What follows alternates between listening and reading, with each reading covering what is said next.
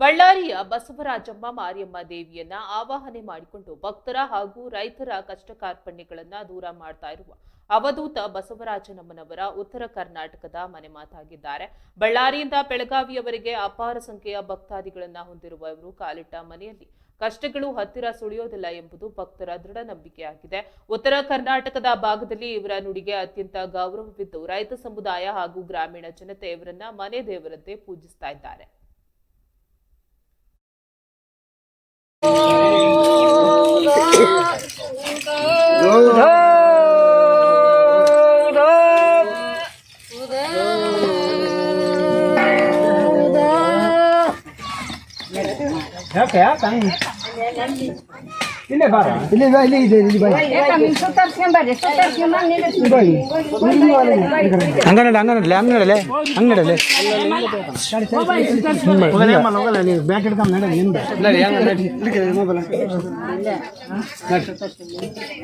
दादा